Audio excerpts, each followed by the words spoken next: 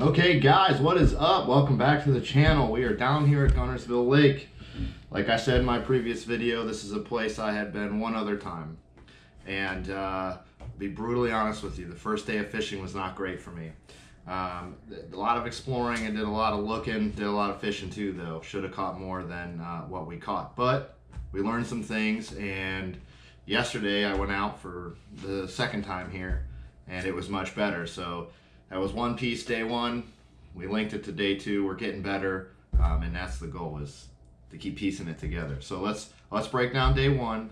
I'll break down day two for you, and I'll probably be releasing that here soon too. So I started out, I launched in a major creek. The creek channel cut in near the bank, runs down, and then goes under a bridge. So I started actually in that creek on the inside, fishing that channel edge, that secondary channel edge, all the way to the bridge. Had some deep water there. There was a lot of really cool big giant rock. We didn't catch anything there, so I wanted to keep checking different things. Slid out, followed that secondary channel out. Fished a bank that was just off the secondary channel a little ways.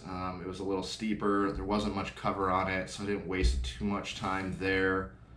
And then so I was in one of the major creeks.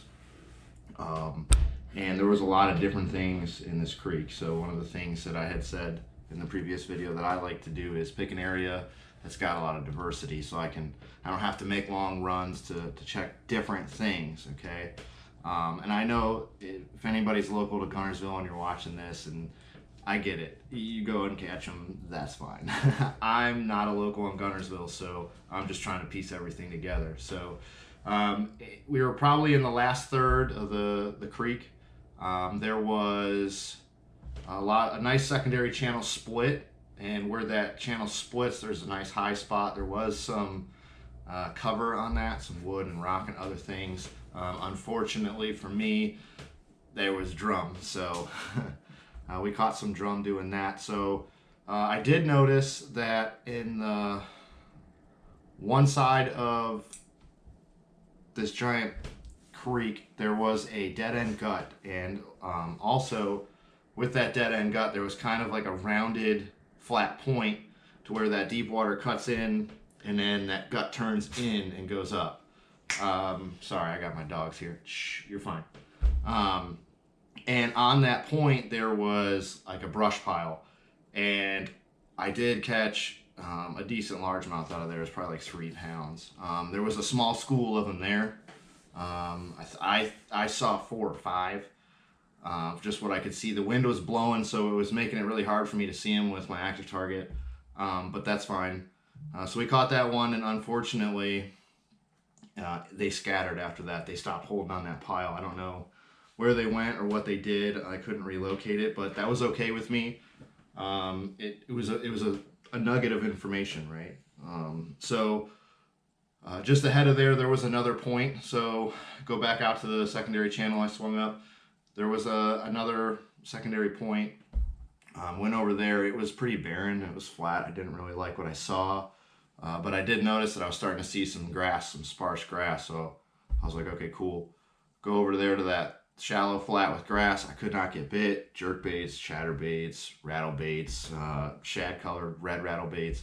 I couldn't get a bite there, which was a bummer. So I ended up running back out to the secondary channel and kept following that and looking for bait and stuff. And I would find some bait in the area. I didn't see any bass on it. I made some casts on them, but so I kept working that out towards the main river channel. And what's cool about Guntersville is you have the main, if you don't know anything about it, you have the, look at it on a map because it's really wild. But you have the main river channel that runs through the whole lake, and then you have all these cool secondary channels, and then you have inner secondary channels, and then you have other channels leading into pockets. There's a lot to look at.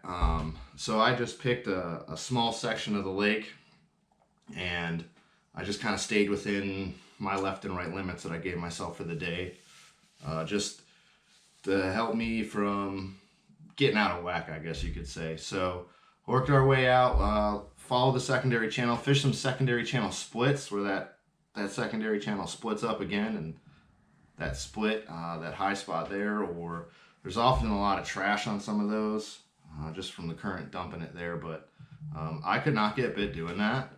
I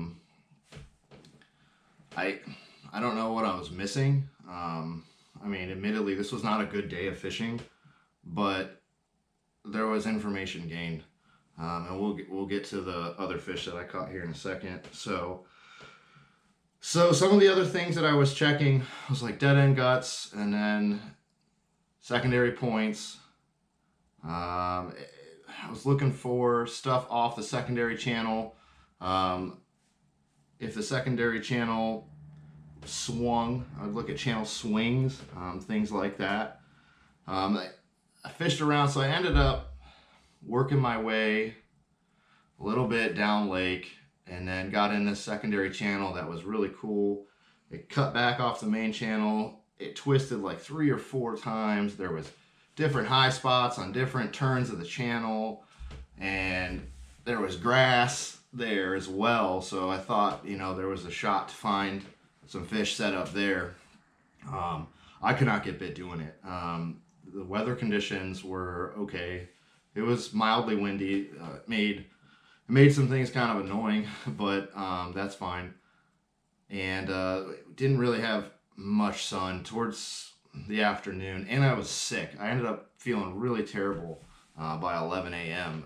And consequently, I took the next 2 days off to just try to recover and not make it worse. But so we followed that around, and then I picked another area within my specified section where there was a couple secondary channels running in, and then there was like a big pocket. There was like an island or something in front of it. So I wanted to go check some of the secondary channels that had good water out in front of the big pockets. And there was a nice like 45-degree bank that had some debris and stuff down it.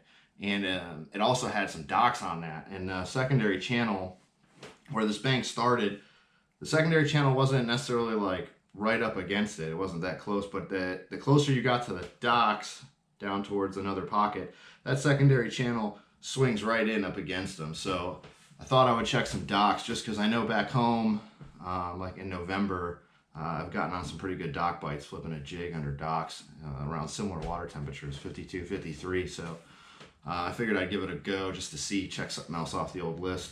I caught 2 little ones off that 45-degree bank.